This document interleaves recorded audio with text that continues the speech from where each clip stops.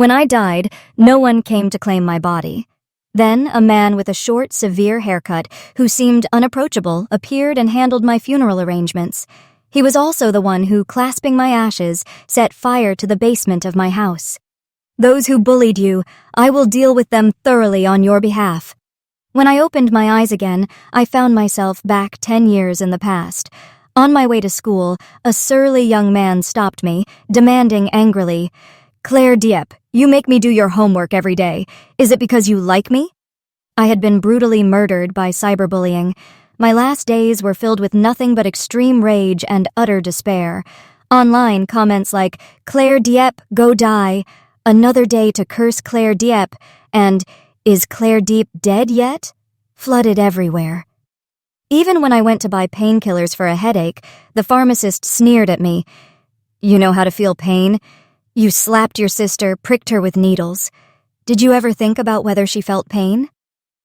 The residential area where I lived was splattered with paint. The walls were covered in messages screaming, "Go die!" The mastermind behind all of this, tragically, was my own family. They spared no effort to slander me, claiming I was an ungrateful wretch. If I had known she possessed such a malicious heart, I would never have given birth to her, my mother declared, gritting her teeth as she looked into the camera. "We've severed all ties with her. Whether she lives or dies is none of our concern," my father said with a face full of hatred. As for my younger sister, supposedly bullied for over 10 years, she wiped her tears and wailed softly, "Sister, I never told anyone about you plagiarizing my work. Please don't send me any more angry WeChat messages, okay?" Seeing the 3 family members I had long since blocked on WeChat, an inextinguishable rage burned fiercely within me. Finally, I frantically pulled at my hair and wrote a statement. But no one believed a word I said. My social media accounts were flooded with countless abusive messages. Desperate, yet also terrified and anxious, I decided to seek help from the police. However, facing the rampant spread of cyberbullying, the police couldn't devise a better solution.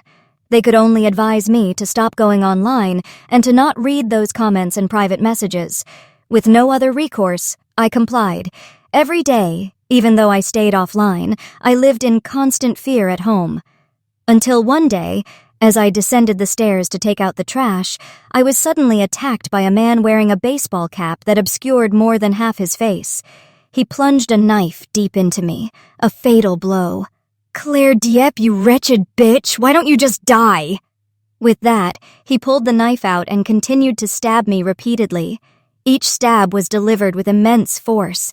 I didn't know him, but he knew me. With every thrust, he blamed me for my supposed heinous crimes, while constantly referring to Vivienne Dieppe with intimate, loving terms, claiming he was avenging her. It was clear he was an ardent fan of my sister, Vivienne Dieppe. Then, seeing someone approach, he immediately pushed me away and fled. I was rushed to the hospital by ambulance, but after more than 10 days in a coma, I eventually succumbed. The moment my soul floated out of my body, I felt an overwhelming sense of peace. Finally, I no longer had to face those baseless accusations and abuses. The hospital called my parents and asked them to claim my body.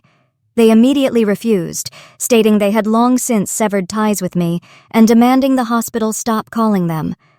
And so, my body remained in the morgue and my soul was trapped there too. Meanwhile, the police apprehended my killer.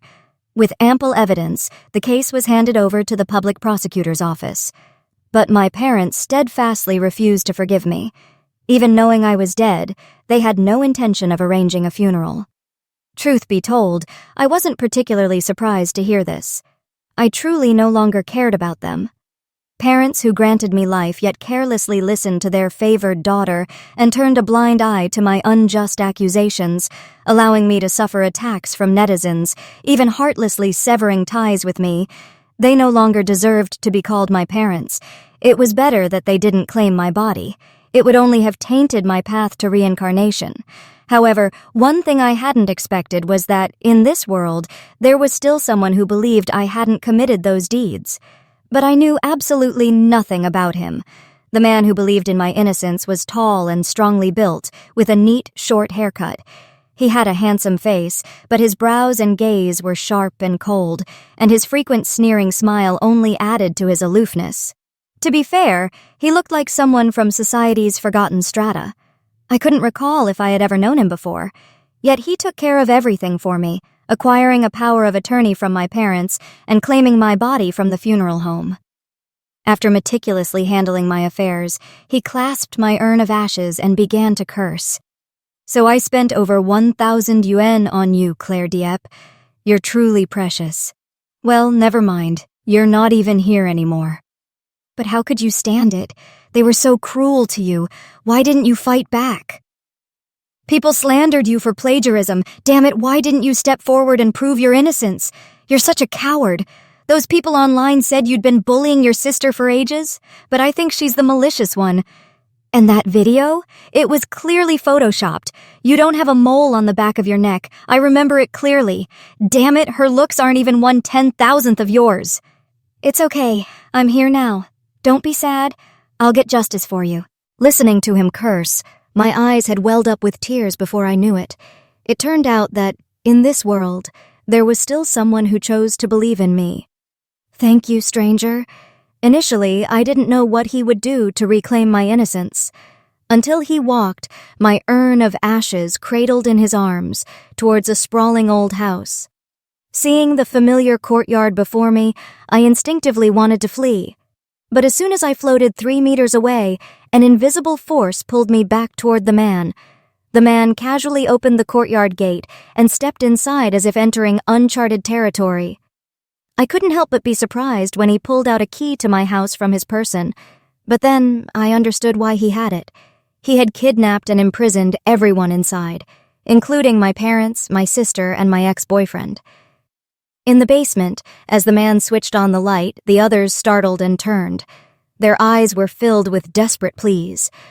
The man stepped forward, peeled the tape from each person's mouth, and then placed my urn of ashes on a chair directly in front of them. Now, kneel and confess all your wrongdoings to Claire Dieppe, he ordered, arms crossed, adopting the indifferent air of a high-ranking officer. Vivian Deep was the first to step forward, kneeling before my ash urn and kowtowing. Big sister, please, I'm truly sorry. I shouldn't have spread those false rumors that led to you being bullied. Can you forgive me? I stood to the side, watching her shameless performance with utter disgust as she begged a jar to forgive her. Why didn't she kneel and beg me when I was still alive? I thought bitterly. My ex-boyfriend, Jason Shen, also knelt and said, Claire, I was wrong. I shouldn't have suspected you of having affairs with others. It was all this bitch's fault for tricking me. He suddenly pointed at Vivian Dieppe and began to curse. Naturally, Vivian Dieppe wouldn't meekly stand there and listen to him. She retorted sarcastically, Look at yourself. What did you and I do behind my sister's back, and you dare say I tricked you? Don't forget, you were the one who falsely accused her of plagiarism. That's because you provoked me. You coward! The man, annoyed, kicked him, sending him sprawling across the floor. Though scolded, Jason Shen wouldn't dare talk back. The man pointed at the middle-aged couple. Your turn. The middle-aged woman, Linda Lin, shook her head. I have nothing to say. You've got guts. He raised an eyebrow mockingly, then pointed at the middle-aged man. What about you? My father, George Dieppe, only bowed his head in silence, clenching his fists. I couldn't clearly see his expression, and truth be told, I didn't want to. I've always been curious. Is Claire Dieppe really your biological daughter? The man asked in a mocking tone. I looked at him with suspicion. He still had a raised eyebrow, a mocking smirk on his lips, but he had truly voiced the question that had plagued me all this time. Was I really their biological daughter? If I was, then why did they heartlessly let me be tortured to death, allow me to be bullied by the online community, and then abandon me in a cold morgue without a single word of inquiry? Did they hate me that much? My mother's expression instantly shifted. My father remained with his head bowed, but his voice trembled uncontrollably. I once wished Claire could be. Shut up! Before my father could finish his sentence, my mother screamed.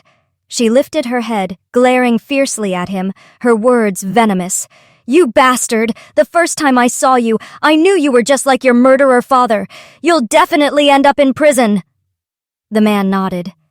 You're not wrong, but my father only killed one person. Today, I want to do something much bigger. Kill them all." "You're crazy!" I stared at him in astonishment. Vivian Dieppe and Jason Shen seemed even more astonished than I was. After the initial shock wore off, they frantically begged for mercy, tears and snot streaming down their faces before my ashes, confessing all their mistakes, hoping he would forgive them. Too late. The man took out his mobile phone, edited and uploaded a surveillance video.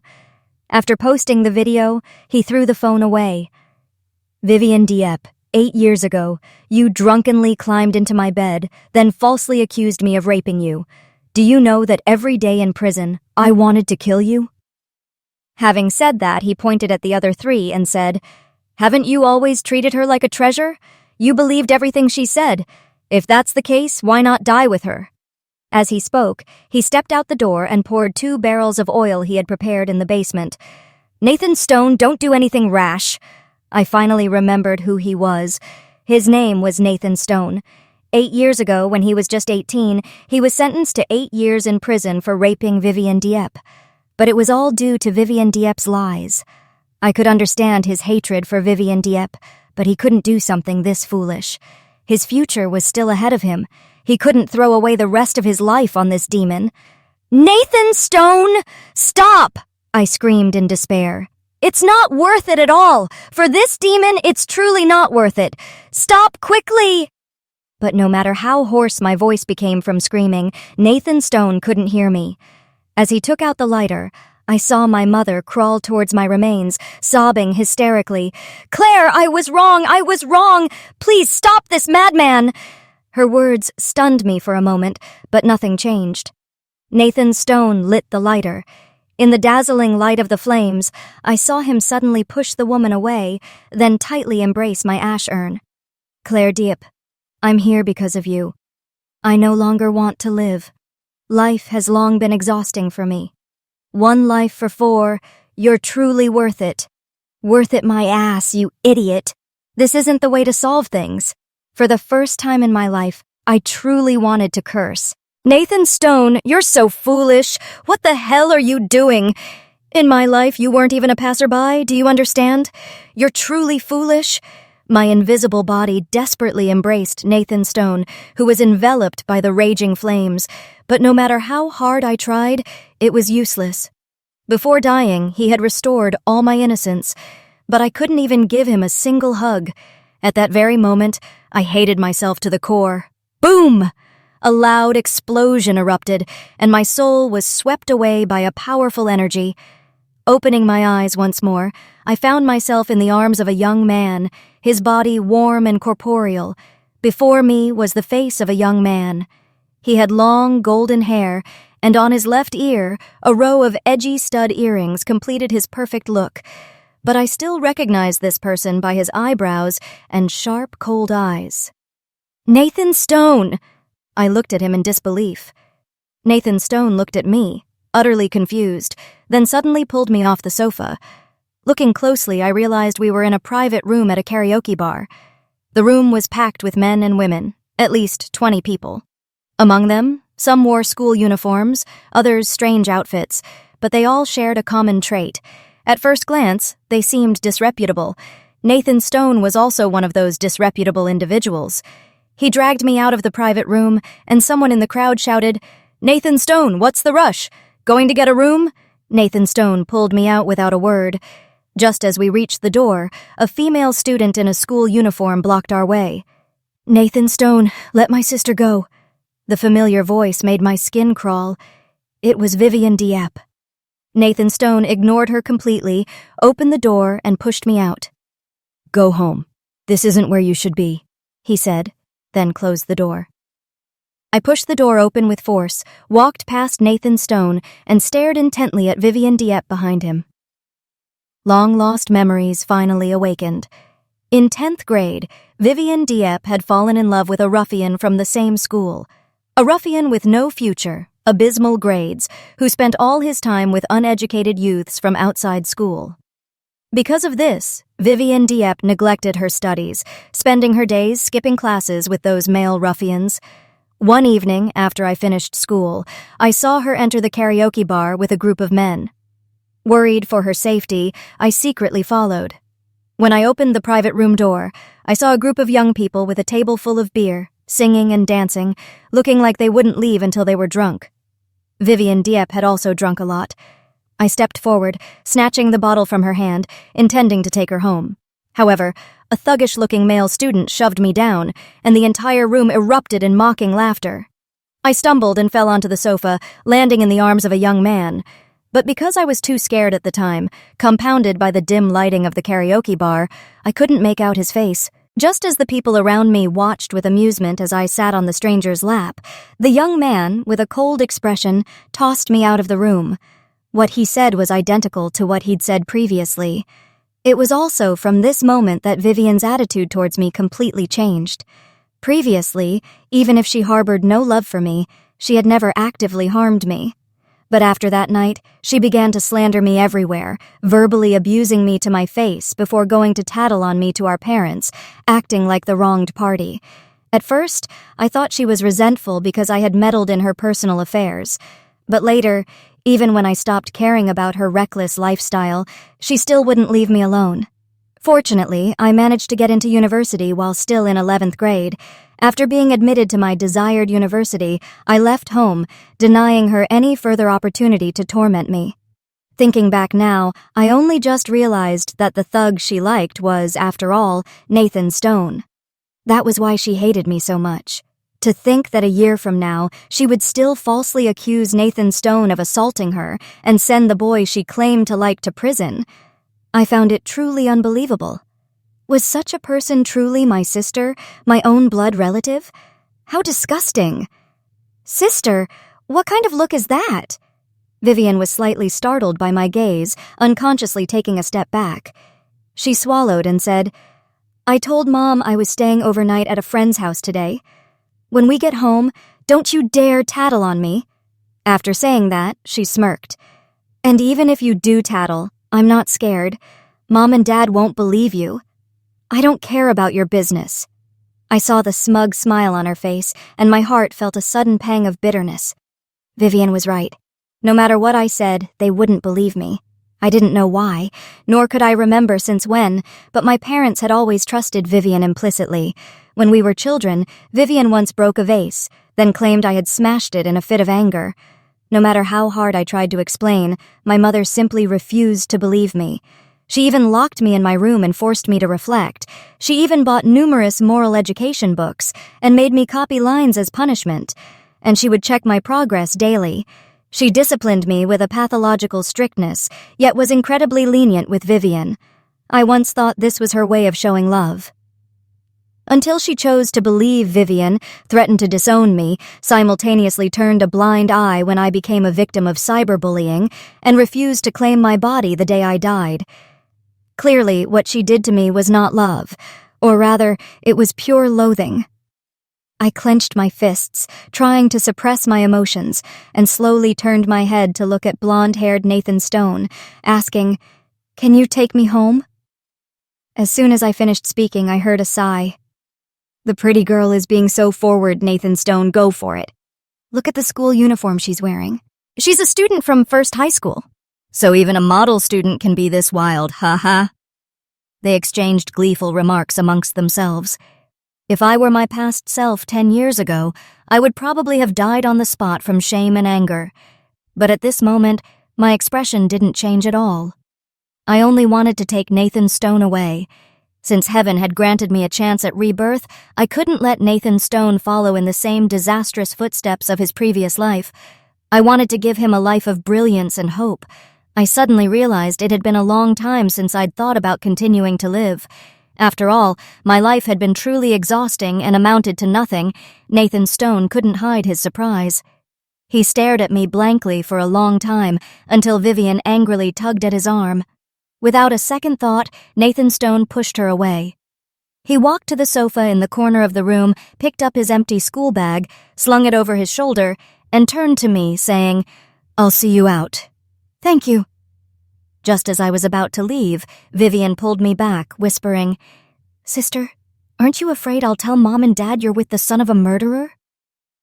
The moment her words left her lips, the atmosphere in the room immediately changed. The bustling crowd suddenly went quiet. I unconsciously looked at Nathan Stone. Nathan Stone just lowered his head, his long bangs covering most of his face. I ignored Vivian, waving towards Nathan Stone as I spoke. "I'll wait for you outside." After saying that, I turned and walked away without looking back. A moment later, I heard footsteps, neither close nor far from behind me. I walked very slowly, thinking Nathan Stone would soon catch up, but he always walked behind me, maintaining a certain distance. I deliberately stopped to wait for him. The moment I stopped, Nathan Stone stopped too. I turned back, bewildered, only to see Nathan Stone carrying his school bag, looking at me distantly. I walked towards him, and Nathan Stone immediately took a step back. Not understanding the situation, I asked, "Are you afraid of me?" "Claire Deep, don't come to places like this again." He didn't answer my question, but changed the subject instead. I silently looked at him. It was the first time in my life I had faced such somber eyes and such a stern expression. "I'll heed your words. I won't come here again," I said. Nathan Stone sighed with relief. "Go home." "All right, let's go together," I said, patting his shoulder in a seemingly generous gesture. In that instant, I saw him freeze for a few seconds after that pat on the shoulder, but then quickly return to normal. When we arrived beneath my building, Nathan Stone stopped in his tracks. "You go upstairs," he said. I looked at Nathan Stone's face, illuminated by the streetlights, and softly asked, "Are you going back?" Back to that noisy karaoke room? The high school he attended had a very low acceptance rate. He was in his senior year, the most crucial year of study. At this time, shouldn't he be at home studying and doing homework? Why would he go to a place like that? Moreover, I could sense that he didn't like that environment. Nathan Stone huffed softly, looked up at me, and said, "Claire Dieppe, from now on, you don't need to worry about your sister or me."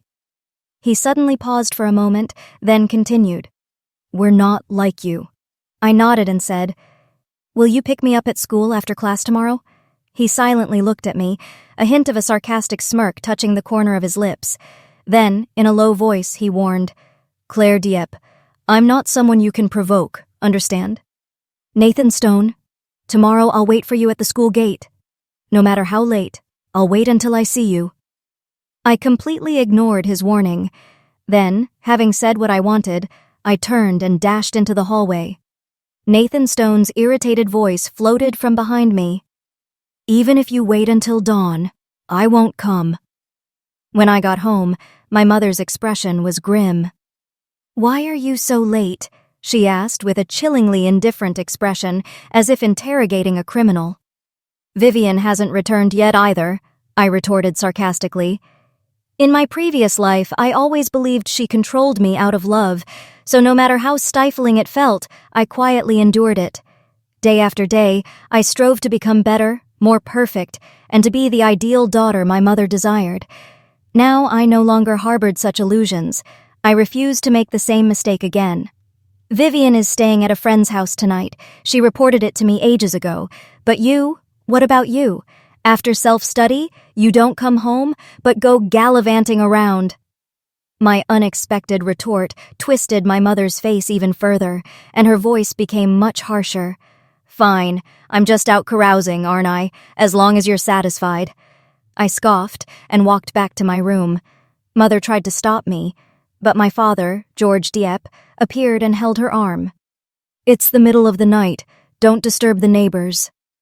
My mother took a deep breath, composed herself, and said, "I heard from your homeroom teacher that your total score on this month's exam was 8 points lower than last month. Claire Dieppe, you've disappointed me greatly." "What's there to be disappointed about losing 8 points when I'm still ranked first in class?" I looked at the woman before me, bewildered, and burst out laughing. "What about Vivian? No matter what she does, you're never disappointed." "How can you compare yourself to Vivian? She's been smarter and more obedient than you since she was little." "Oh, she's very obedient and compliant," I sneered. "So much so that she couldn't even get into a public high school." Before my mother could finish her sentence, I cut her off. "You—" I slammed my bedroom door shut. Outside the door, my mother and father were still scolding me. They believed their way of thinking was absolutely correct, while I was nothing but an ignorant, unruly child. My father advised my mother to relax, and my mother replied that if she weren't so strict, I would have been sent to a reformatory long ago. I lay on my bed, burrowing into the blankets. The tears I had suppressed for 2 lifetimes finally welled up. With every passing second, I wanted to rush out and directly ask that woman, was I her biological daughter? If I was, why did she always think so negatively of me? Forget it. It didn't matter anymore. Before long, I would move out and leave this house. Because the ties from my previous life had been severed, in this life, I was determined to have nothing to do with them. The next day after school, I waited for Nathan Stone at the school gate as planned. I truly waited until self-study class ended, all the students had left, and the school guard locked the gates, but I still refused to leave. Time slowly ticked by. It wasn't until the shops on the street began closing one by one, and the sky grew darker and darker, that Nathan Stone finally deigned to appear. With his audacious blonde hair, he stood out strikingly under the streetlights. I excitedly ran towards him. "I knew you'd come." "I don't have time," Nathan Stone replied, coolly dismissive, his lips curled into a disdainful smirk. Ignoring his attitude, I took out the school's monthly exam papers from my bag. "Here, it took me forever to get these from the principal." In truth, it hadn't taken me that long to get them, but I deliberately lied because I wanted him to value them. Nathan Stone took the thick stack of exam papers, his face sullen. "Claire Dieppe, you waited for me here in the middle of the night just to give me these?" "Yeah," I said, taking out my phone. "Add my WeChat. If there's anything you don't understand, just ask me any time." He flipped through a few pages, then threw the papers in my face. "Scram!" I picked up the papers, sorting them one by one, chasing after Nathan Stone, continuously taunting him. "Can't you do them? If you can't, just say so and I'll teach you." "Get out of my way," Nathan Stone roared. I could see he was genuinely angry. "I begged for ages to get these. These questions aren't hard at all, really. Don't you want to try them?" "If you don't know any, I'll teach you. Nathan Stone, don't you want to go to university? After getting into university, you'll have more options in the future. I want to become a writer in the future." "Nathan Stone, is there anything you want to do? Shall we work hard together to achieve our goals?" I thoughtfully followed Nathan Stone. Finally, I provoked him to the point he couldn't stand it anymore. He turned around and said coldly, "My purpose was to pick you up. Are you trying to teach me instead?" "Huh?" I looked at him in surprise. Honestly, I had never imagined a boy could have such a simple life goal. Seeing my astonishment, his lips curved upwards. "Good student, if you don't want to get bullied, don't mess around." With that, he turned and walked away. I desperately grabbed him and declared, "I'll be your girlfriend." As soon as I said it, I was so mortified I felt a nosebleed coming on. This time, it was Nathan Stone who was astonished. He stared blankly at me for a few seconds before managing to squeeze out 2 words. "You're insane." I squeezed my hands tightly. "Finish these questions, and I'll stick by you for life." Damn it. The more I spoke, the more ridiculous I sounded. My face grew redder and redder, so red I felt as if it were on fire. Nathan Stone looked at me skeptically, his voice threatening. "I'm no vegetarian." "So add WeChat?" I pressed. "Damn it," Nathan Stone muttered, taking out his phone and exclaiming in disbelief. "Am I really that irresistible?" I immediately scanned the QR code and added him as a friend, then handed him the test papers. "If you don't understand anything, ask me. I'll check on you this weekend." "Such a busybody," Nathan Stone grumbled impatiently, stuffing the papers into his backpack. "Let's go. I'll take you home." "Okay." This time it was my turn to blush as I followed him. I didn't even have the courage to look him in the face. Nathan Stone, clearly displeased, hooked his finger into my collar and pulled me forward. "Didn't you force yourself on me? Don't act like I'm forcing you now." "You worry about your homework first," I mumbled, retracting my neck, too embarrassed to lift my head. I had been too bold just now. I only wanted to repay his kindness from my previous life for having stood up to protect me, but somehow it had turned out like this. When we reached the ground floor of my building, Nathan Stone suddenly grabbed me just as I was about to go upstairs. Good student, he said. All right, let's consider this our strange beginning. If you've agreed to let me pick you up, then don't run away.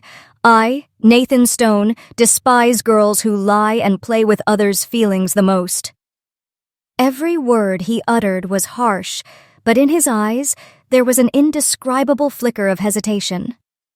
I knew what he was afraid of, so I stood on my tiptoes and kissed his cheek. I told you. I'll never regret it. Nathan Stone's cheeks flushed red. His eyes couldn't hide his embarrassment. In the end, he could only pretend to be calm as he wiped away where I had just kissed him. Damn it, I'm just too damn attractive. With that, he turned and ran off. Watching his retreating back, I didn't forget to shout after him, "Remember to do your homework when you get back." Thud. Nathan Stone ran straight into a streetlight. I froze.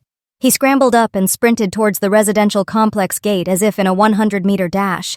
Seeing him disappear in an instant, I couldn't help but burst into laughter. Turning around, my smile vanished instantly. Vivian Dieppe glared at me fiercely. "Sister, you stole my boyfriend!" "Nathan Stone isn't your boyfriend," I retorted coldly. "If you hadn't snatched him from under my nose, he would have become my boyfriend sooner or later," Vivian Dieppe said angrily. Hearing her shameless remarks, I felt both amused and furious. In my previous life, I never fought with her over Nathan Stone. As a result, he was horribly wronged by her and thrown into prison right on the eve of graduation. That New Year's Eve, while I was studying abroad, I suddenly received a call from my family. For the first time, my mother asked in an unnervingly calm voice, "Your sister was raped. What should I do?" Without thinking, I said, "Call the police and have him arrested." When I rushed home afterwards, Nathan Stone had already been arrested.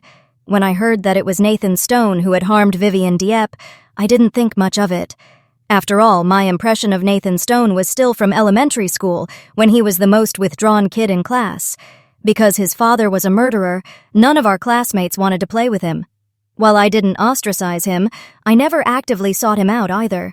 In 4th grade of elementary school, Nathan Stone's mother committed suicide, unable to bear the pressure. After that, he transferred schools. I had thought we would never meet again, but fate, unexpectedly, had other plans. Thank heavens for this incredible opportunity to face him once more. This time, I had to give him a different life. Seeing Vivian Dieppe's face flush red with anger, I gloated and taunted, "Don't flatter yourself. Nathan Stone told me that even if every woman in the world died, he still wouldn't like you." "You're spouting nonsense." I took out my mobile phone. "I have his WeChat. If you don't believe me, I'll let him tell you directly." Vivian Dieppe was both annoyed and resentful, staring at me with an ice-cold gaze. "If you don't dare, then go home," I said with a smile. "Tonight, I have a movie date with Nathan Stone." With that, I disregarded Vivian Dieppe's gaze, blazing with hatred, and calmly walked past her towards the hallway. After returning home, I locked myself in my room. After finishing my homework, I did extra exercises and solved practice tests. Having been reborn into the life of 10 years ago, I was somewhat unaccustomed to facing high school-level knowledge again. But retrieving this knowledge wasn't too difficult because I had once mastered it. I'd only need to spend some time reviewing it a few times to recall everything. After completing the questions, I tapped on Nathan Stone's WeChat avatar. The other side was silent. I wondered if he was out gallivanting somewhere. I messaged him, "Are you working on problems?" "Yeah," Nathan Stone replied instantly. I felt relieved, so I messaged back, "If there's anything you don't know, just ask me. I'll stay up with you until midnight." "You should sleep. Don't disturb my studies," Nathan Stone replied a few seconds later, his tone very confident. I couldn't help but be astonished. You might not know this, but the difficulty of our school's monthly exam questions was nearly equivalent to university entrance exams. Nathan Stone was just an average high school student. Could he really do it all by himself? Was he perhaps hiding his true abilities? After all, his grades in elementary school were quite good. Not getting into the top middle school might have just been a slight oversight during the exam. However, it was truly perplexing why he would attend a private high school and feign being a delinquent. I was a little confused, but since he didn't need my help, I wouldn't bother him. I searched for Haigang High School online with my mobile phone and copied its admissions phone number into my notes. Haigang High School was a private high school in our local area. Although the quality of teaching couldn't compare to my specialized high school, in terms of development potential and learning environment, it was far better than other private high schools. Furthermore, it implemented a boarding system and militarized management. If Nathan Stone could transfer to Haigang High School, he could distance himself from those delinquents. He could also smoothly complete his university entrance exams without being entangled and ruined by Vivian Dieppe during the most precious years of his life, only to be accused of rape and imprisoned. I copied the phone number and wrote it into my math notebook. Just as I was thinking about doing a few more application questions, the door was pushed open from outside. Standing at the door, my mother held a set of keys and glared at me furiously. I curled my lips into a sneer. "What has mother's good daughter complained about to you this time?" "Who taught you to speak like that?" My mother raised her voice, and I rubbed my ears. "Just spit it out. What exactly do you want to say?" My patience had completely worn thin. "Are you in an early relationship?" she asked, her face cold and her teeth clenched. "Yes." I didn't deny it. Hearing my confession, her face contorted into a savage snarl. She suddenly lunged forward, grabbed my hair, and slapped me across the face. It was the punishment she often used when I provoked her. I reached out to block her, then forcefully pushed her, making her stumble backward into the bookshelf. "How dare you hit back?" She glared at me. I stood up from the chair and looked at her coldly. "This is self-defense." As soon as I finished speaking, my father rushed in. He helped my mother, who was sitting on the floor, to her feet and looked at me with a bewildered expression. "Claire, your mother is just concerned about you." I nodded. I appreciate her concern. However, I hope she can pay more attention to her youngest daughter from now on. In this monthly exam, she's at the very bottom of the class. With such results, there's no hope of getting into university. In my previous life, Vivian Dieppe didn't get into university. She only ended up in a vocational college. As time passed, they blamed Nathan Stone for everything. They claimed that the trauma caused by Nathan Stone had mentally shocked Vivian Dieppe, leading to her poor performance in the university entrance exam, scoring a mere 200 points. "How could I have raised such a wicked daughter like you?" My mother pointed at my nose and cursed. "Your sister isn't as smart as you, but she has a pure heart, unlike you, who is utterly malicious." "I'm wicked?" I laughed coldly. "Give me an example. Tell me, why am I so wicked?" "Claire, stop talking back," my father said, looking at me reproachfully. "Apologize to your mother, and this will end here." "It's time for me to go," I gritted my teeth, turned around, gathered the books from my desk into my school bag, and walked towards the door. Outside the door, Vivian Dieppe looked at me smugly. "Where are you going?" my mother roared from behind. "None of your business," I replied. "If you dare step out of this house today, don't call me your mother."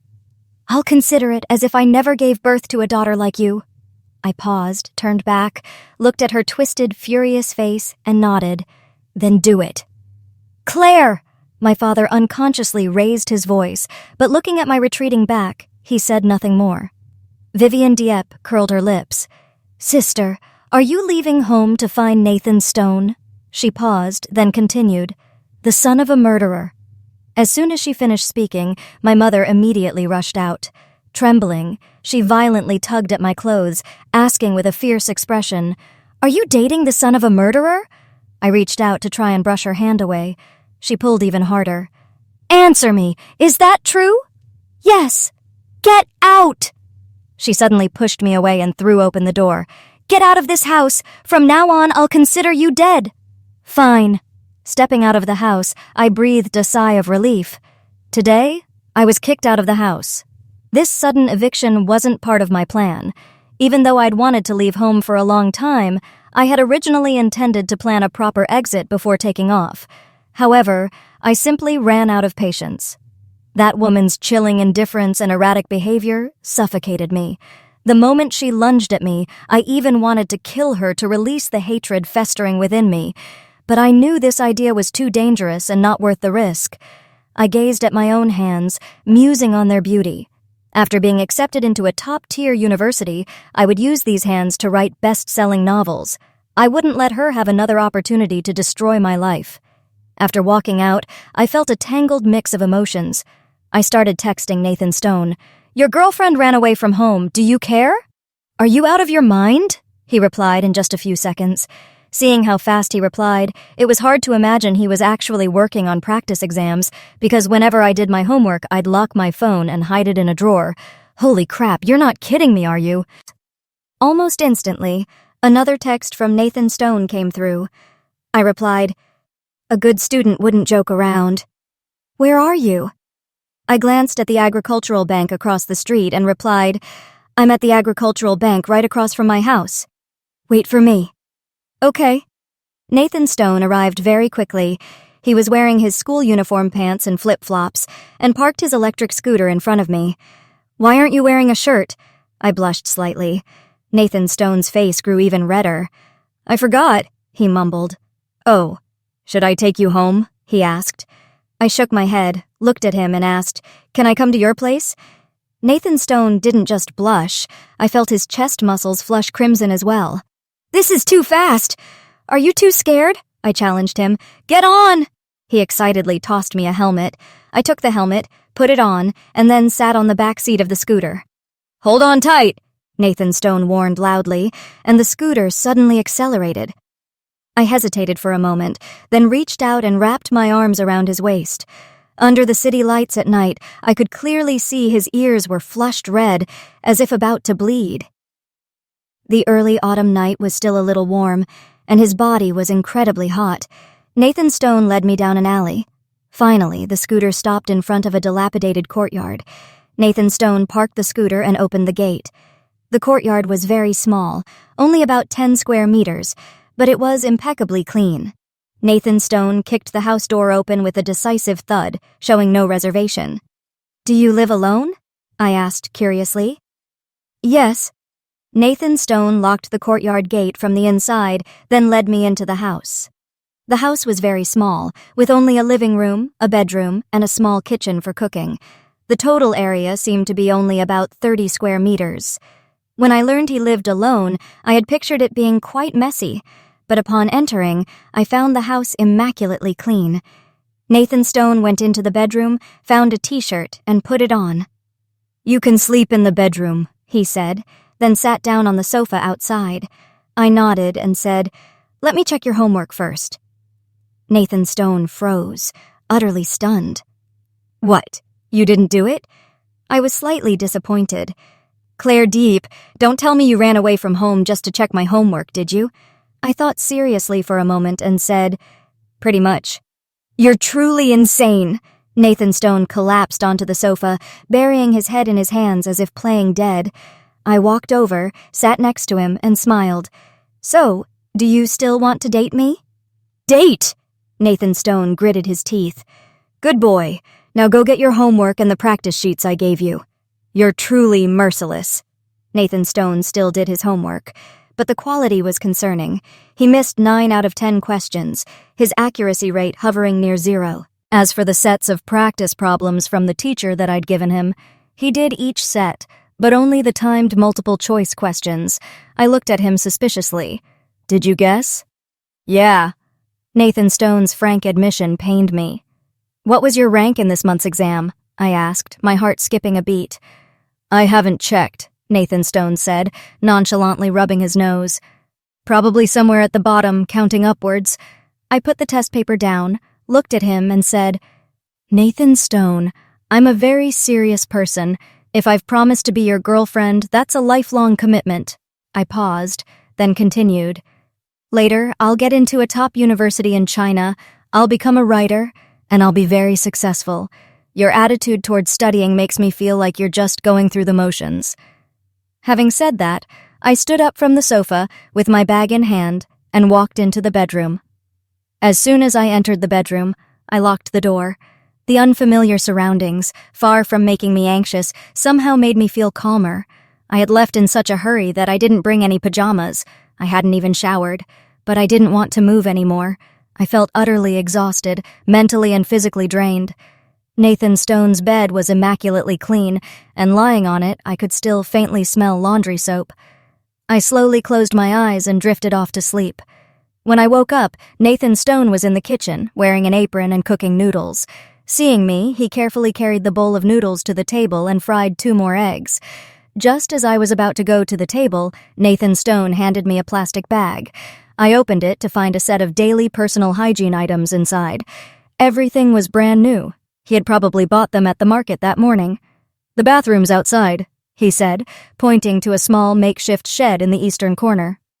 I hurried over, washed my face, and brushed my teeth. Then I took my new towel and dried my face. After returning inside, I quietly ate the boiled noodles and eggs, my head bowed, my heart pounding. Nathan Stone, too, remained silent, head bowed. After finishing the noodles, I was about to get up and clean. He suddenly took my hand and asked, "Are you truly willing to be my girlfriend?" "Yes." "Will you follow me for life?" he asked again. I looked up into his eyes. "Forever." He snatched the bowl and chopsticks from my hands and rushed into the kitchen. When he came out again, I saw his eyes were red-rimmed. "Claire Deep, yesterday you asked me what I wanted to become in the future.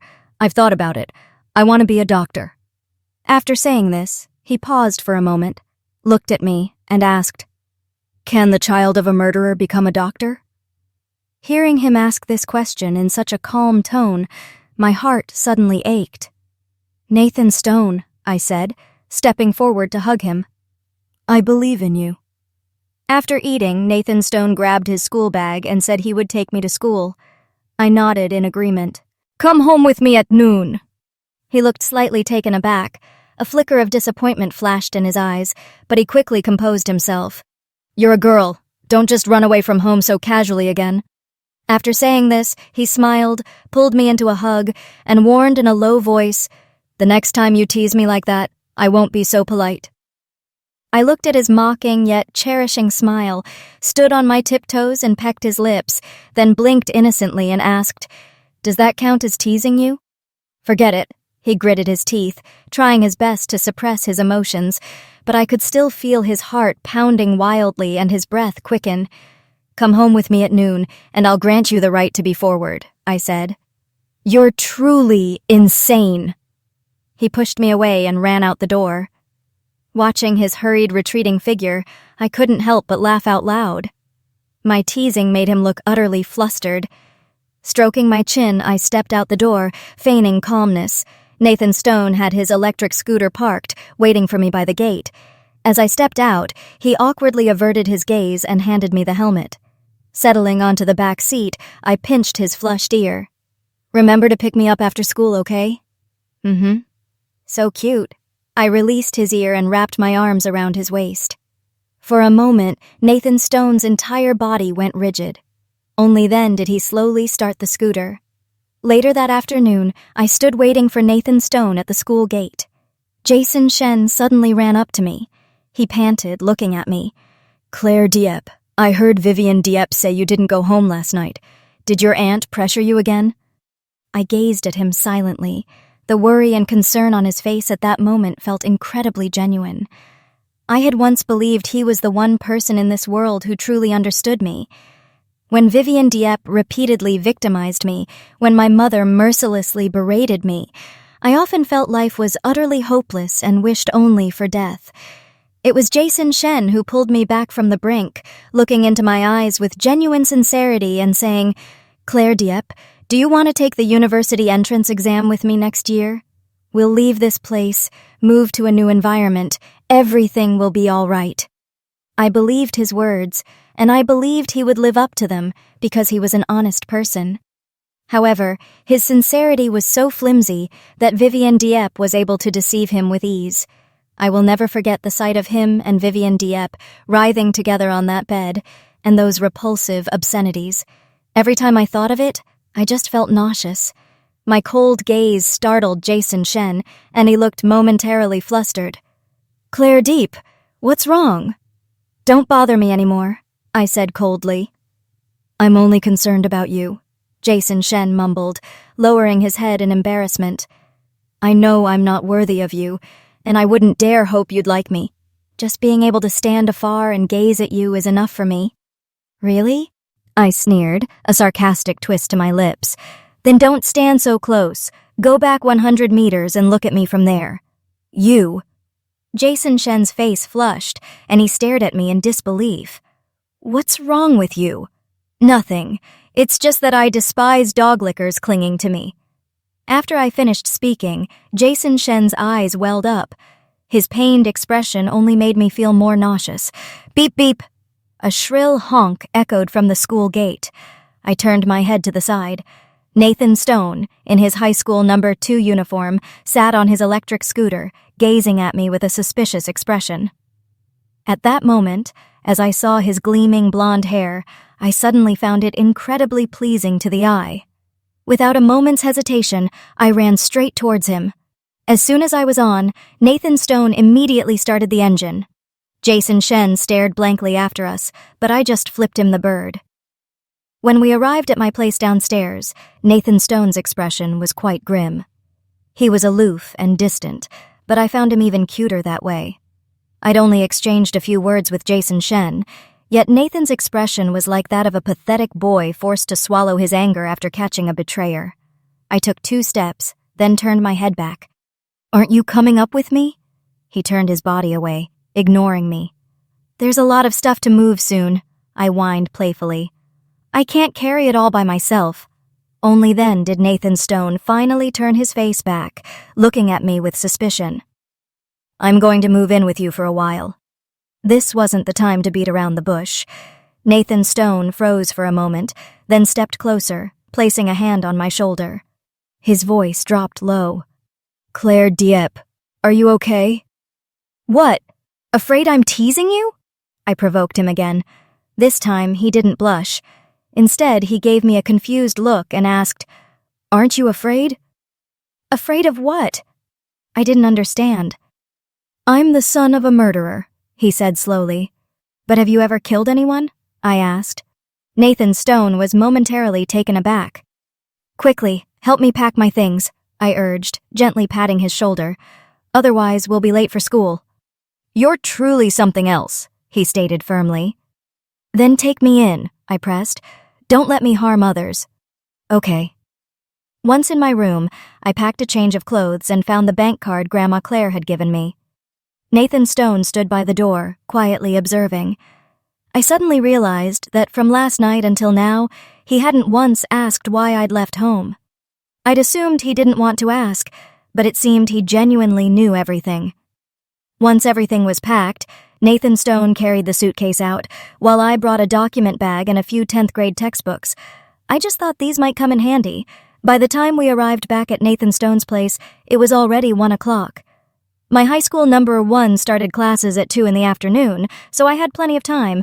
But high school number 2 started at 1:30. Noticing Nathan Stone was about to be late, I urged him to hurry.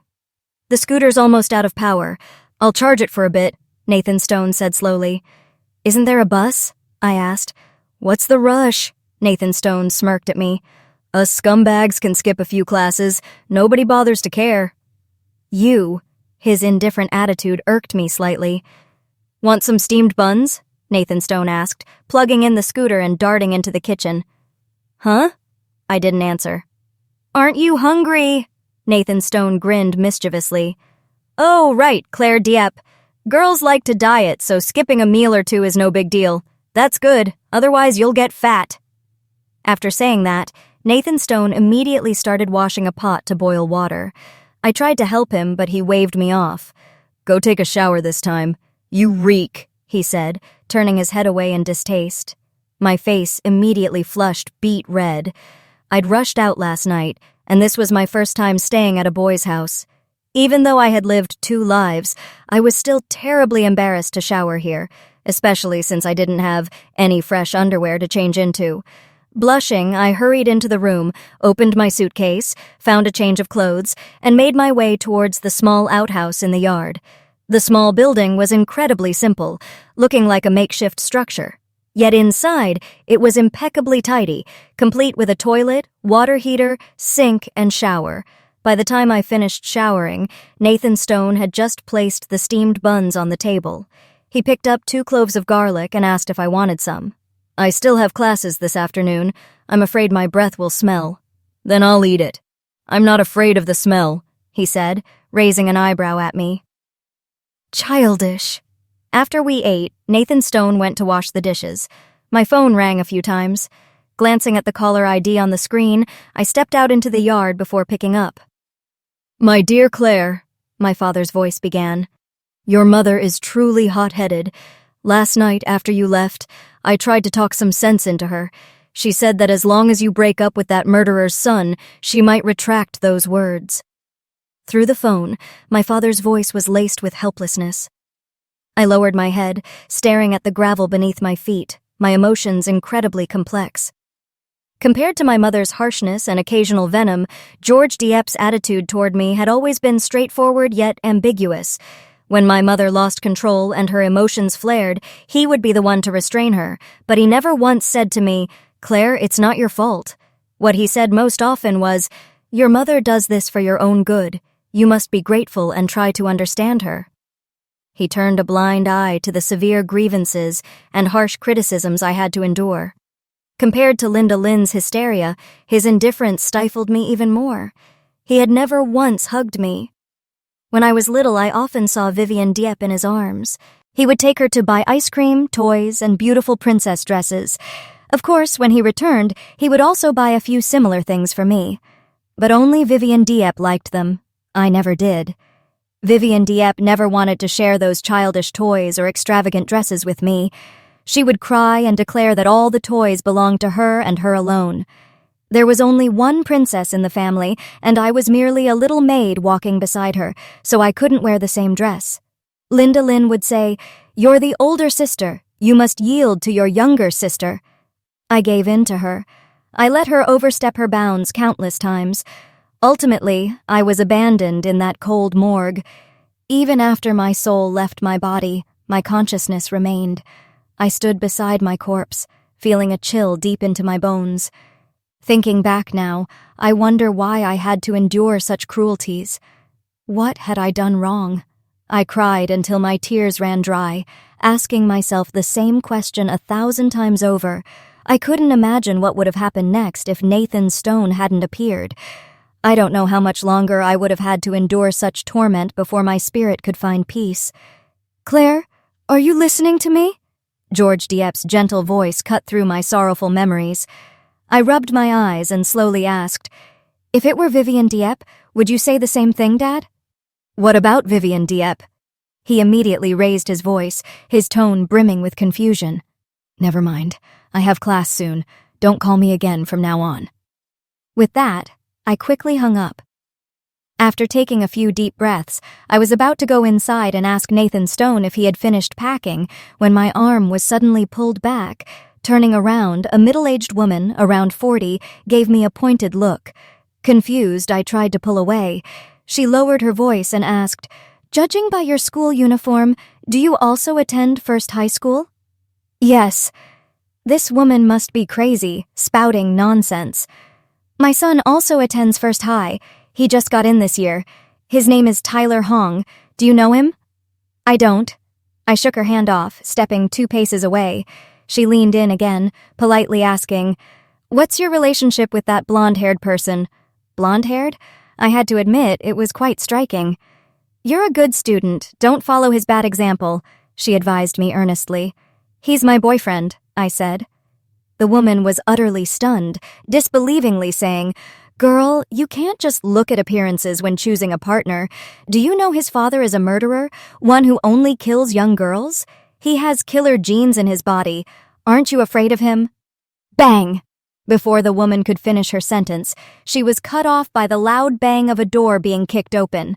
Nathan Stone pushed his electric scooter out, glaring fiercely at the woman and threatening, "Lock your doors and windows carefully tonight, or I'll kill your whole family." I was just passing by," the woman stammered, her face pale as she scurried away. "Get on," Nathan Stone said, his voice low. "Oh." I clearly sensed his anger, so I silently wrapped my arms tightly around his waist, burying my face into his solid back. Arriving at the school gate, I got off. I grabbed Nathan Stone, who was about to leave. He looked at me with an air of frustration, his usual roguish expression replaced by weariness and unhappiness. I extended my fingers to touch his palm, trying to soothe his emotions. "Nathan Stone, from today onward, can you consider me your entire world?" He was startled, then pulled a cigarette pack and a lighter from his pants pocket. I snatched the lighter and lit his cigarette. He lowered his head and took a drag. The scent of smoke drifted into my nose and throat, making me feel a little choked up, but I managed to suppress the urge to cough, looking into Nathan Stone's irritated eyes. "No matter how others see you, just remember one thing. Claire Dieppe loves Nathan Stone, and Nathan Stone has the love of the whole world. I will bring you back to life, Nathan Stone." Nathan Stone gazed at me intently, blowing a graceful smoke ring towards my face. He quirked the corner of his mouth in a mischievous smile, asking, "Are all good students so shameless?" "Looks like we have a lot of issues to sort out," I declared, snatching the cigarette from him, extinguishing it, and tossing it into the trash. Nathan Stone silently watched the entire process, then suddenly lifted his head, started his scooter, and sped away. I watched his receding figure, and for a moment it felt as though he was crying. Only, I couldn't see it. After school, I went to the bank and withdrew all the Lunar New Year money my grandmother had left for me. It was about 20,000 yuan. I kept a small amount for myself and gave the rest to Nathan Stone. "During our time living together, part of our household expenses will come from this." Nathan Stone looked down disdainfully. "I don't need this small amount of money," I insisted, pressing it into his hand. Nathan Stone had no way to refuse, so he counted it and put it into his pocket. "I'm an orphan, from a poor family, and I receive a living allowance." He suddenly paused, then scoffed. "Otherwise, how do you think I'd be attending high school?" "Then you should save it for me," I said. If I hadn't withdrawn the money, I was afraid my mother might remember one day and freeze my card. I had to act before my mother could. In my family, Grandma Claire was the only one who truly cared for me, and she often argued with my mother because of me. During my worst times, Grandma Claire took me away from that suffocating house. She even threatened to sever ties with her own biological daughter. During that period, I studied diligently every day, solely to avoid disappointing her. She joyfully told everyone that her granddaughter would get into Tsinghua University and Peking University in the future. But when I was home, she would wistfully tell me that it didn't matter if Claire failed the entrance exams for Tsinghua, that she was just bragging, and I didn't need to worry about it. After 2 lifetimes, whenever I thought of Grandma Claire, it felt like a dream spanning across time. In the morning, she smiled and said she would make my favorite braised pork, but by evening, she was gone. She suffered a stroke. The situation was so sudden and no one was home, so the chance for emergency treatment was delayed. She died before being taken to the hospital. That evening, I stood at the courtyard gate amidst a bustling crowd. Everyone around me seemed distant, and a suffocating sensation rising from my throat pulled me back to reality. "Tell us, did you anger her, causing her death? She was only 60-something, a healthy person like her. How could she suddenly have a stroke? You must have done something." It was you. It was all your fault. You harmed her." I can't clearly remember the details after that. All I know is that I returned to that stifling house, overwhelmed with guilt. I thought if I hadn't moved in with her, it wouldn't have happened. She wouldn't have to take care of me, wouldn't have to wake early to cook my breakfast or stay up late reading with me. Had she truly left me? The thought made me reach for Nathan Stone's hand. His fingertips bore calluses, not thick, but each time my fingers brushed them, I felt a vital surge, as if I were being given life-sustaining oxygen. He still said nothing, simply closing his hand around mine. The warmth from his touch made me feel truly alive. That evening, I didn't attend self-study. Instead, I stayed home to oversee Nathan Stone's studies. His foundational knowledge was severely lacking. I suspected he'd completely neglected everything taught in 10th grade. I found 10th grade textbooks and bought relevant tutoring materials online, planning to teach him from the very beginning. Nathan Stone was no longer as resistant as he'd initially been. He'd changed his attitude, approaching his studies with newfound seriousness. He possessed a mind sharp enough to deduce solutions from a single example. If he had applied himself diligently in junior high, he could easily have been admitted to high school number 1. I didn't know what he had been thinking back then. Why he had chosen to waste his time like that, I couldn't fathom. Nathan Stone studied with great seriousness. Within 2 days, he'd completed all the review materials I bought online and began re-examining questions to systematically organize his knowledge. In the natural sciences, his progress was remarkably swift. The only subject where his progress lagged was English. It was a subject that relied heavily on memorization, requiring long-term accumulation of both experience and knowledge. It couldn't be rushed. It had to be conquered one step at a time. That weekend, Nathan Stone mentioned he was going to the flea market to buy a bed. For the past few days, he'd been forced to curl up on the small sofa in the living room.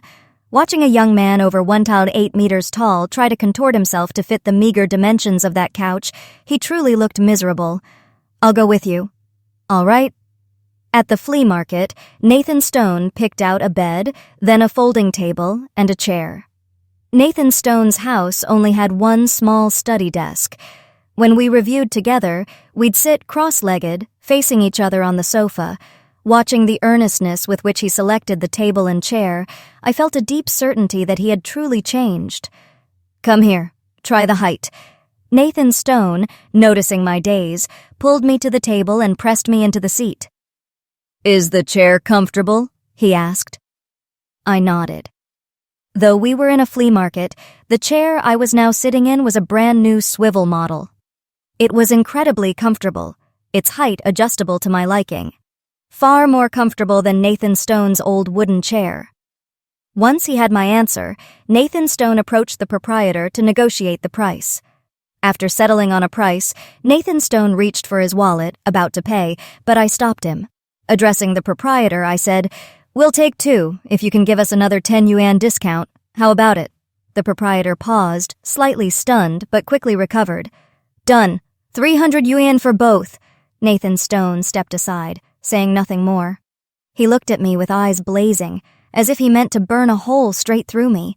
My face flushed involuntarily. He took my hand. As the driver started the engine, he pulled me into a small compartment inside the delivery van. What are you doing?" My heart hammered against my ribs. Nathan Stone's eyes were bloodshot. He glared at me, fiercely saying, "I'm warning you, don't keep teasing this Nathan Stone." Teasing him? I wasn't. I wanted to cry, but no tears came, thinking, was I truly at fault? Just because I spent money to buy an extra chair for us, I became his tormentor? "I don't care," he grumbled, his voice filled with feigned misery. "If you tease me, you'll have to take responsibility." I nodded like a pecking hen. "I will take responsibility." He lowered his head, tearing open my collar, and bit down hard on my shoulder. His bite was fierce, yet strangely, I felt little pain. This was the first time I clearly felt his warm tears fall onto my shoulder, accompanied by the stifled sobs he fought to suppress in his throat. This strange experience seemed to numb my pain receptors. My mind swirled with a myriad of thoughts. He's crying again? For some reason, my nose stung. I spread my arms wide and held him tightly. When we arrived home, I saw a group of colorfully dressed young men and women crowded tightly before the gate. Among them, I spotted Vivian Dieppe, dressed plainly, her face devoid of expression, watching Nathan Stone and me alight from the delivery van. The proprietor asked solicitously, "Do you need any help bringing these inside?" Nathan Stone glanced at the assembled group. "Just leave them here," he said. "I'll move them in myself later." "All right." The proprietor, visibly relieved he didn't have to assist with the move, quickly got back into his van. In less than 2 minutes, the bed, table, and 2 chairs were set down. "Nathan Stone, it's Kevin's birthday tonight. We're heading to Haithen Restaurant to celebrate. You should come too," the student with blue-dyed hair invited. Nathan Stone shot me a quick glance, then swiftly declined. "I'm not going," he stated. "And in the future, don't bother calling me for these things anymore." "What's wrong, Nathan Stone?" A chubby, baby-faced student piped up. "Don't tell me you think you've become some model student just because you snagged a girlfriend from high school number 1. Don't be fooled. This type is just for fun, no real feelings involved. If you're looking to get laid, why not head to Hythan and find some real beauties to help you out?" The speaker was a tall, bald man in a yellow shirt. At first glance, he appeared to be in his early 20s, noticeably older than the rest of the group. Nathan Stone's gaze, sharp and icy, was thrown toward the man who was still openly leering at us. Nathan Stone's large hand tightened its grip on mine. His grip was so fierce my fingers felt numb. The bald man still grinned, a malevolent sneer twisting his lips. "Come here," he leered. "Tonight you can share with everyone. Let's see what an honor student tastes like." "Ah!" He never got the chance to finish his sentence. Nathan Stone launched a kick that sent him sprawling several meters away. The sight terrified me. It was the first time I'd ever seen Nathan Stone so consumed by rage, so utterly beside himself. "Get him!" the bald man shrieked, clutching his chest in agony. Instantly, the entire group surged forward like a disturbed beehive. Nathan Stone shoved me into a corner against the wall and pulled a folding knife from his pocket. The surrounding throng froze. They exchanged nervous glances. Perhaps they'd never imagined Nathan Stone would habitually carry such a sharp blade on him. He faced the group, his eyes cold and menacing. "Stabbing one person is still stabbing," he snarled. "And if I'm going to die eventually anyway, why fear a small loss?" The bald man, witnessing this, was so enraged he nearly spat blood on the spot. "You're truly vicious," he roared. "Just like the child of a murderer. Utter one more syllable of nonsense," Nathan Stone threatened with chilling indifference, "or I'll cut your tongue out." The bald man instantly clamped his mouth shut, his entire body trembling. He struggled to his feet and, with the help of his companions, made a difficult exit. Vivian Dieppe was the last to leave. Before she did, she made one last attempt to appeal to Nathan Stone, but he pushed her away. "Don't force me to hit a woman," he warned. Vivian Dieppe's eyes turned bloodshot, and she fled, covering her face. Slowly, I began to step forward, intending to snatch the knife from his hand, but Nathan Stone shoved me back against the courtyard gate. "Say you like me," he pressed. "I like you." I enunciated each word, speaking solemnly, yet without the slightest hint of coercion. Nathan Stone put the knife back into his pocket. The anger on his face had completely dissipated, replaced by an indescribable expression of being wronged. He reached out and touched my face. "What he said was all lies." "Huh? What was a lie? I didn't even realize." "I didn't touch those people," he repeated, his face filled with distress, truly pitiful. "Who?" I still didn't understand what he was talking about. "The pretty girl," he ground out, his teeth clenched. So, all this time, he had kicked that person just because of this? And here I thought he didn't want that bald guy mocking me. "I'm innocent, Claire, don't leave me."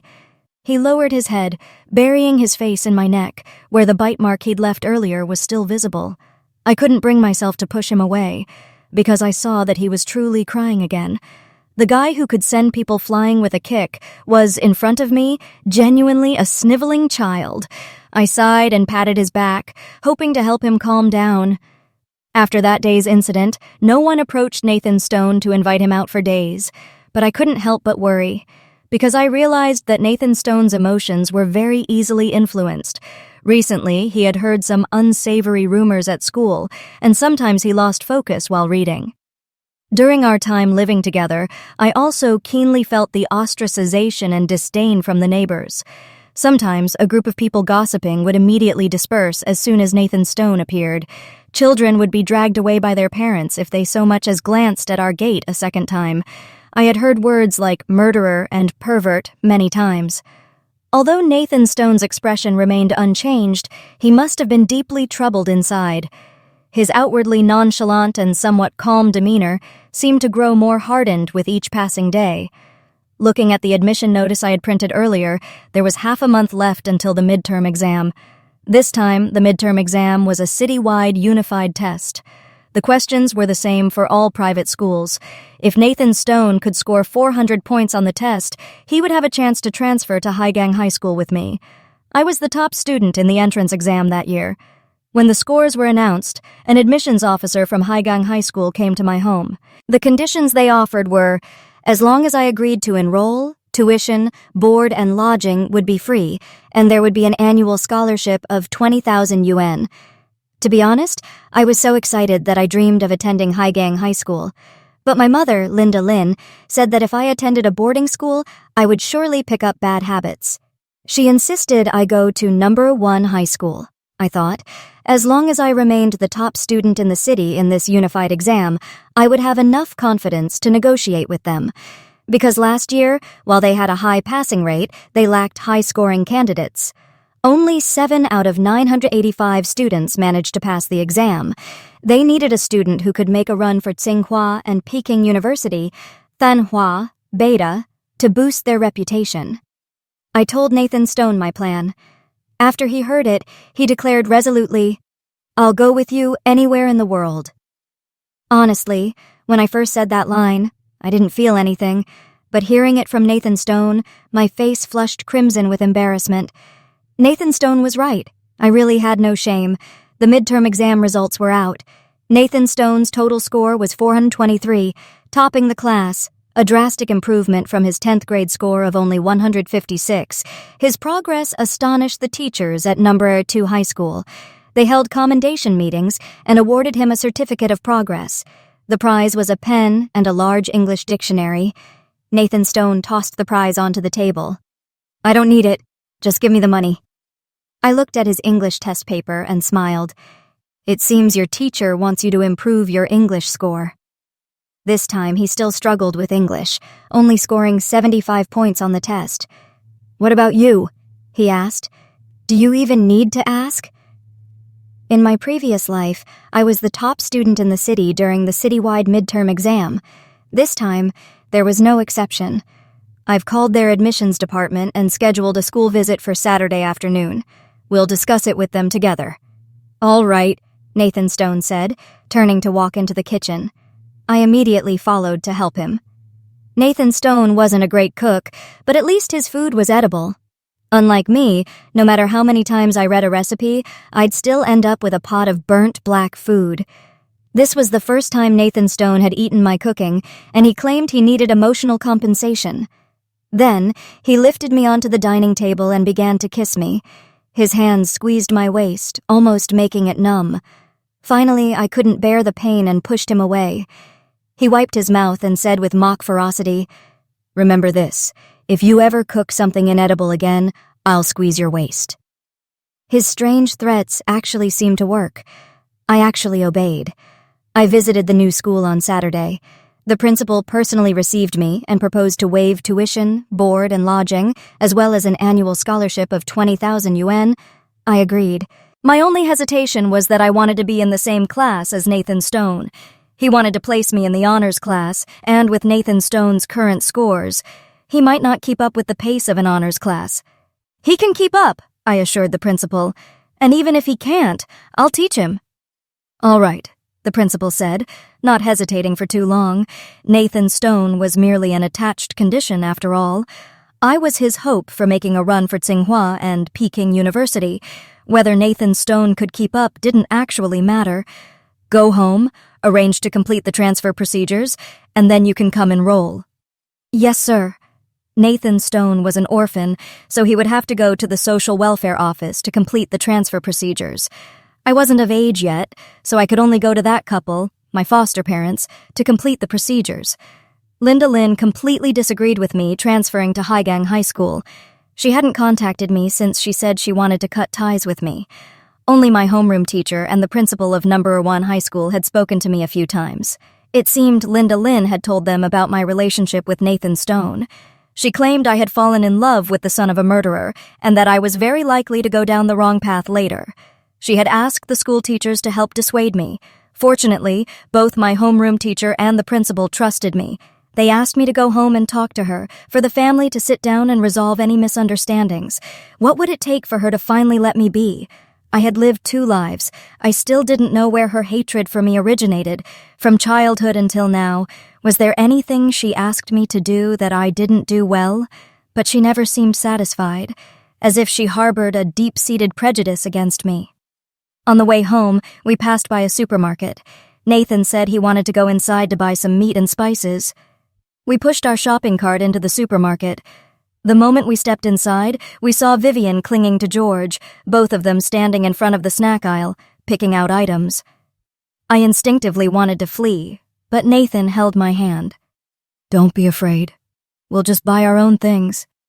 A sudden idea struck me, and I decided not to run. Now, I needed to find an opportunity to ask him if he could help me with the school transfer procedures. Vivian saw me at that moment, too. "Sister?" she called softly, her eyes serious as she said, "Mother's in the hospital. Did you know?" I froze for a moment. Vivian continued, "If you're free tomorrow, you should go see Mother. She's still angry with you." "If I visit her, wouldn't that just make her sicker?" I flared up. Nathan grasped my hand, calmly saying, "Tonight, I want to cook steamed fish for you." "Okay." I turned to leave. George stopped me, looking at me thoughtfully. "Your mother really is sick these days," he said. "It's appendicitis. She just had surgery yesterday." "Did she get appendicitis from pure rage?" I let out a laugh, my voice dripping with sarcasm. "Claire Dieppe, how can you be so cold-blooded?" Vivian stepped forward, batting George's hand away from mine. She furiously accused, "Because of a murderer's child, you'd even disown your own mother? No wonder Mother called you a white-eyed wolf. No matter how good she is to you, you'll never be grateful," Vivian declared loudly. A moment later, a crowd had gathered around us. I could feel their accusatory gazes, their silent, seething anger. I clenched my fists, repeatedly telling myself to calm down, not to get angry. But suddenly I felt dizzy, my ears ringing. I wanted to retort but couldn't utter a word. In my previous life, the memories of being cyberbullied, of receiving dozens of criticisms and insults daily, coincided precisely with this moment. For a moment, I couldn't tell if this was a dream or reality, until Nathan grabbed my hand and pulled me away from the encircling crowd. He pulled me, and we ran for a long time, the silhouettes of people blurring past the flickering streetlights before we finally stopped in front of his house gate. "Claire Dieppe, you're such a coward. She cursed at you, and you didn't even curse back." "Huh?" His words momentarily stunned me. "You idiot!" He angrily kicked open the door. "Next time she curses at you, I'll slap her. Slap that bitch to death." "Nathan!" I shouted. He tensely turned his head. I lunged forward, wrapped my arms around his neck, and gave him a passionate kiss. "I hear you. Next time, I'll slap her right in the mouth." "Good. Beat her to death." The next day, I still went to the hospital. Nathan was right. Running away wouldn't solve anything. I needed to make a formal farewell to that house. I brought the transfer form from the school to the hospital and asked Linda Lynn to sign it. Linda Lynn tore it up without even a glance. "I'm not your mother. Find someone else to sign." She had just undergone surgery, her face pale. Her voice no longer held its usual arrogant tone. I took another form from my bag. "If you don't sign this, I'll just keep coming back. Even if you print 1,000 copies, I still won't sign." I smiled, picked up a stool, and sat down beside her bed. "Sign this, and I'll give you an allowance for your old age. I gave birth to you. If, when you're old, you dare not support your father and me, I'll sue you," she declared confidently. "I'm going abroad. I'm leaving here," I said to her seriously, meeting her gaze. "You know, with my scores, I can apply to any university overseas. Do you know Vivian's scores? This midterm, she ranked 3rd from the bottom of the entire school. She doesn't come home any night. She lies, saying she's at a classmate's house to study, but in reality, she's out partying at nightclubs." I pulled a stack of photos from my bag and tossed them onto her lap. These photos were bought by Nathan from those thugs. Each photo could cause psychological trauma to anyone who saw them. Linda Lynn couldn't believe her eyes, flipping through each photo. "Photoshop!"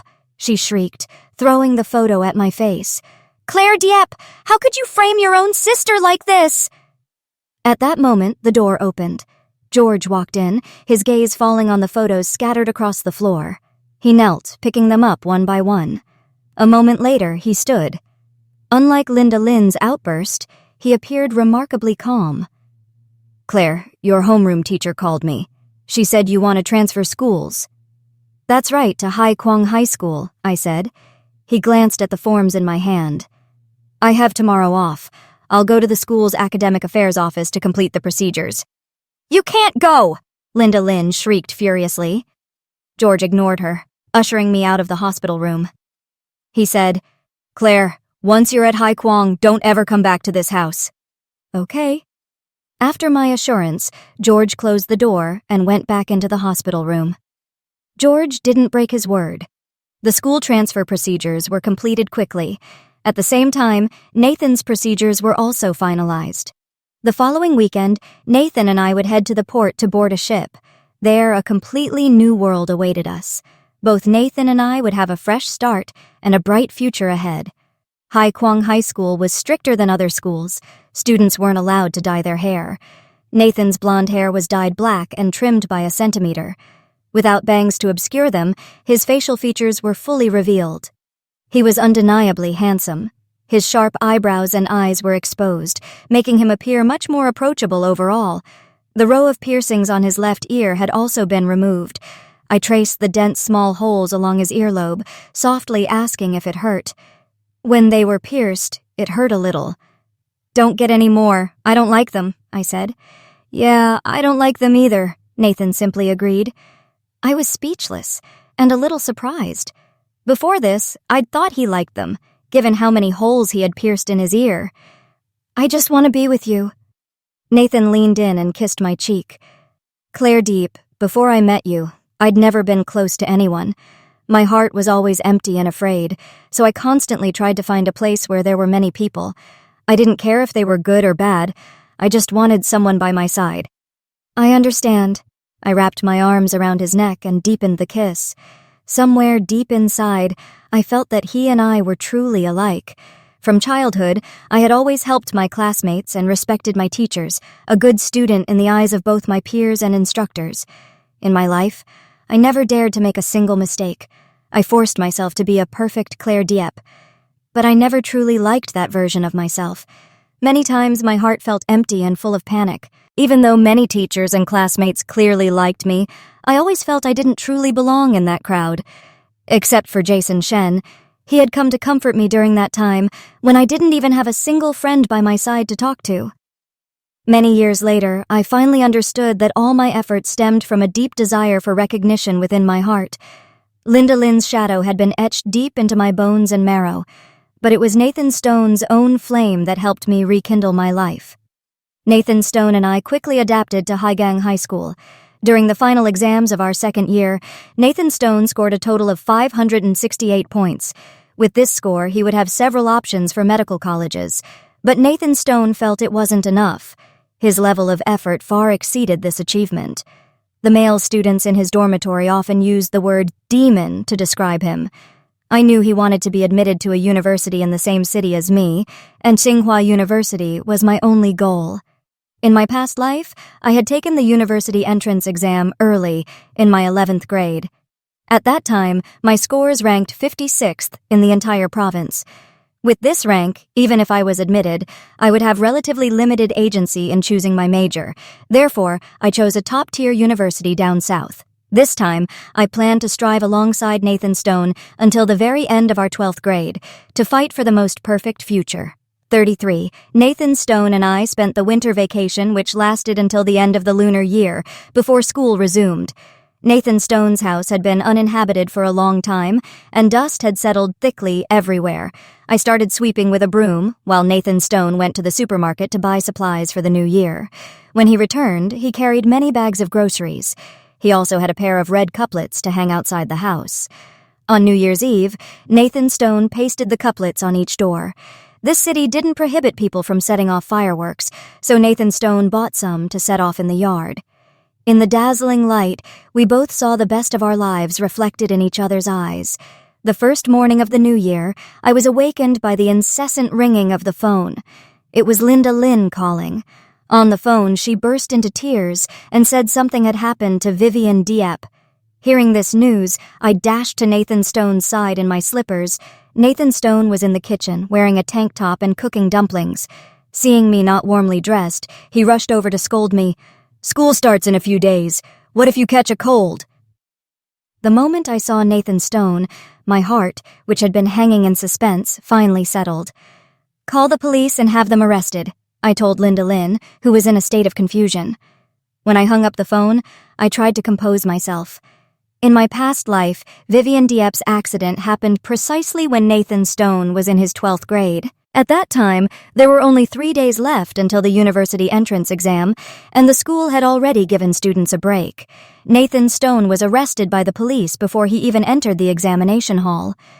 After changing my clothes, I sat at the dining table, and while waiting for Nathan Stone's dumplings, I thought about what had happened at this time in my past life. Back then, Vivian Dieppe often went out at night. As for me, I was too lazy to care. All I knew was that on New Year's Eve that year, she went out after the celebratory dinner. Then, she returned the next morning. Her hair was disheveled, and she looked very messy, but her mood was exceptionally good.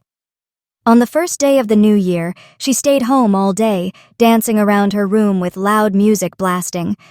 Unable to stand the noise, I went to knock on her door. Usually, she wouldn't bother to acknowledge me, but that day, she wasn't annoyed at all. Instead, she smiled brightly. "Claire Deep, my spring has arrived," I yelled, crazy, and went back to my room. However, Vivian Dieppe's unusually cheerful mood only lasted for 3 days. 3 days later, she reverted to being the selfish, stubborn, and malicious Vivian Dieppe as before. She even became more outrageous, which was why I decided to take the university entrance exam early and distance myself from her. What had happened on New Year's Eve in my past life? And furthermore, last night, how could she have? While I was lost in thought, Nathan Stone brought the dumplings to the table. "Eat quickly or they'll get cold." After saying that, he immediately picked one up for me. I didn't touch my chopsticks, looking at Nathan Stone and asking, "Did you know Vivian Dieppe before?" "Not really." Nathan Stone looked at me, saying with a pained expression, "You don't think I have feelings for her, do you?" "Huh?" Seeing his misunderstanding, I tried my best to explain, "That's not what I meant. It's just that I felt she really liked you, so I thought you two must have some kind of relationship." "I'm not interested in her." Nathan Stone ate a dumpling and said, "At high school number 2, she was wild and didn't know how to value herself. Many male students wanted to take advantage of her. It was truly incomprehensible. I saved her countless times." "Is that so?" "That makes sense. Why did Vivian Dieppe suddenly have such a good mood on New Year's Eve in my past life? It was because Nathan Stone had risked his life to save her. Thanks to that, she was safe and sound. She thought Nathan Stone saved her because he liked her, but later she found out that wasn't the case. That's why she hated me so much. And she hated Nathan Stone even more, to the point of wanting to ruin his entire life. Thinking of this, my hands trembled uncontrollably. If in this life Nathan Stone and I hadn't lived together, hadn't attended Highgang High School together, would that incident have? I truly didn't dare to think about it. Seeing this, Nathan Stone bowed his head slightly, explaining anxiously, "She's your sister, so I saved her." "I know." I looked up, meeting his gaze, and casually asked, "Nathan Stone, did you like me when we were very young?"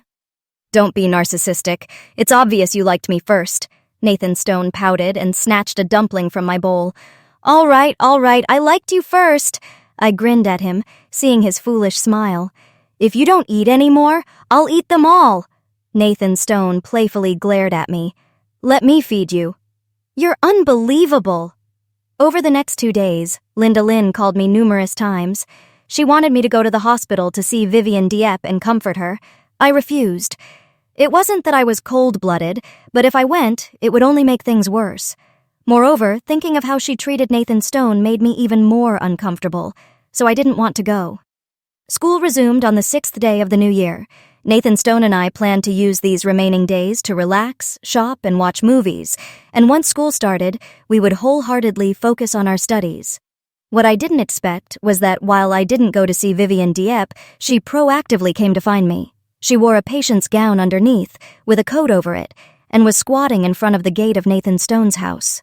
Nathan Stone tried to send her away, but she remained stubbornly in place. She stared intently at me, as if those who had hurt her on New Year's Eve were all acting under my orders. I took out my mobile phone, called Linda Lynn, and told her Vivian Dieppe was here. After I hung up, Vivian Dieppe looked at me and suddenly smirked. "Sister, do you know why Mother hates you?" "I've already told her to come pick you up," I stated, trying to calm myself and not let her affect my emotions. "She hates you because your biological father is a liar." After all these years, have you ever wondered why Father never hugged you or got close to you? That's because you're fundamentally not his biological daughter. I'm his only daughter. Your mother was scammed by your biological father, driven to bankruptcy and deep into debt, to the point of desperation and seeking death. It was only thanks to my father's timely appearance that she regained her life. Claire Dieppe, what gives you the right to be so arrogant? You're just the daughter of a swindler. Finished speaking, she turned to Nathan Stone, laughing maniacally. A murderer and a swindler! What a perfect match! Smack! I raised my hand and slapped her hard across the face. She was stunned. Then I slapped her hard again. Had enough of your craziness? If you have, then get lost. Claire Dieppe, you dare hit me. I'll beat you to death.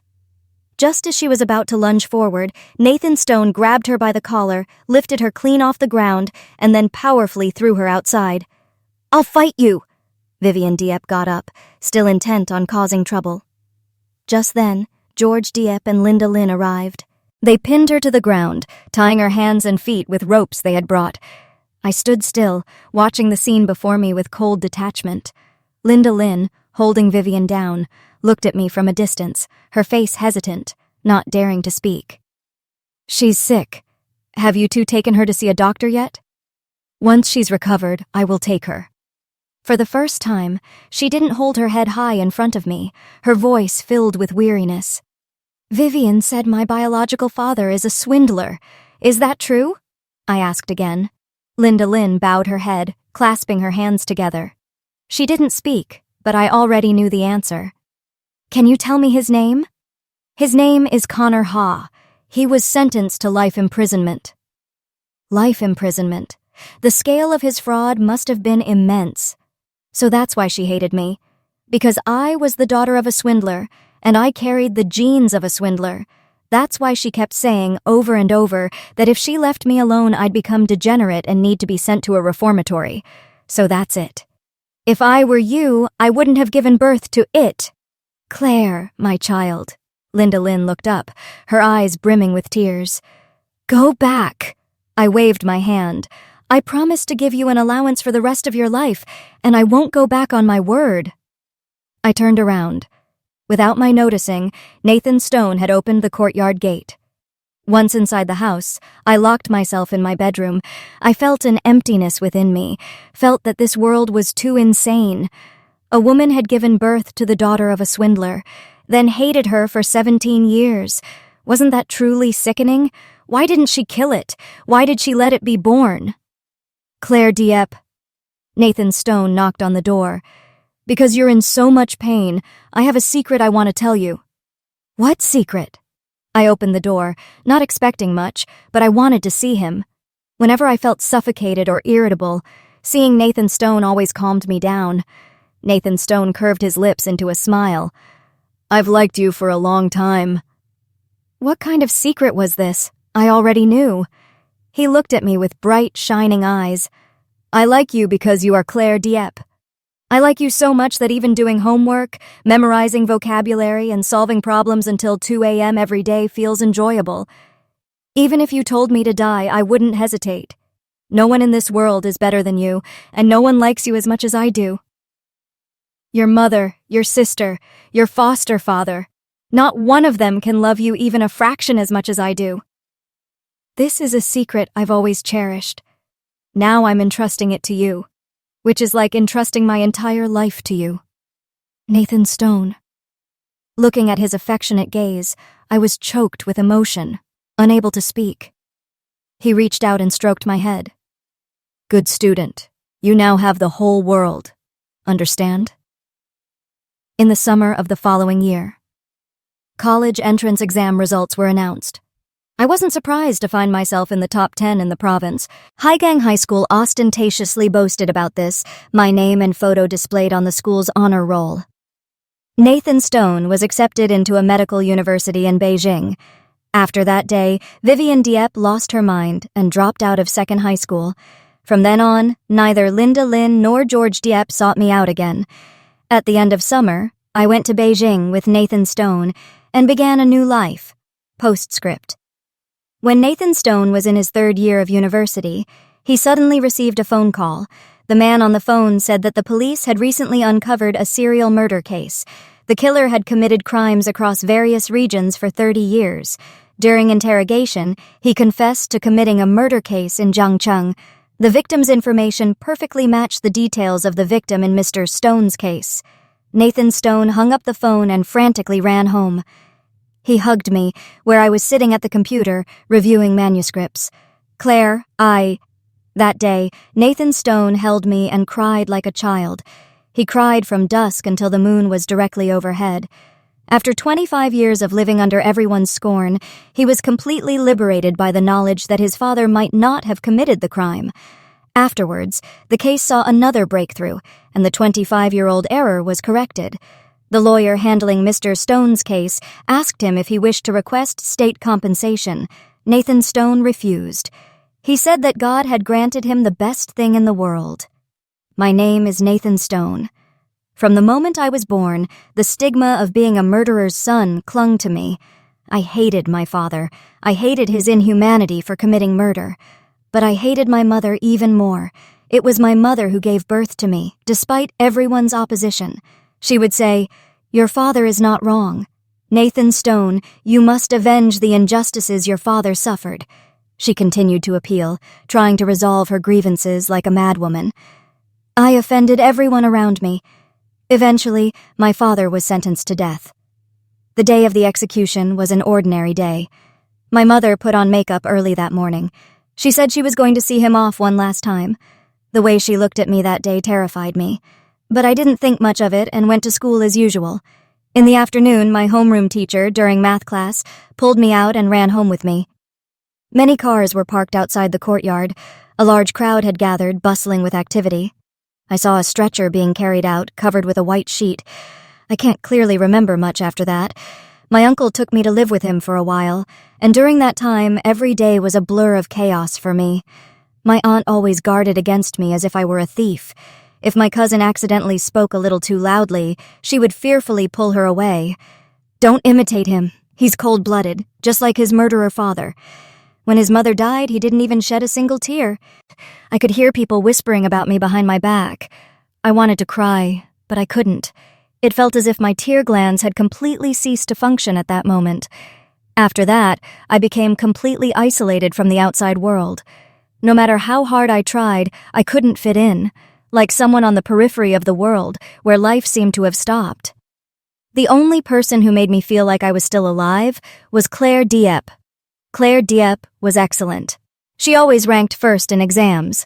Teachers liked her, and her friends did too. She had so many friends, and I'd been envious of her since childhood. How could one person be liked by so many? I couldn't help but look up to her. She was like a small sun, warming everyone she touched. She was also the only one in the class who dared to talk to me. She knew I didn't do my homework, and she would ask if I was sick or feeling unwell.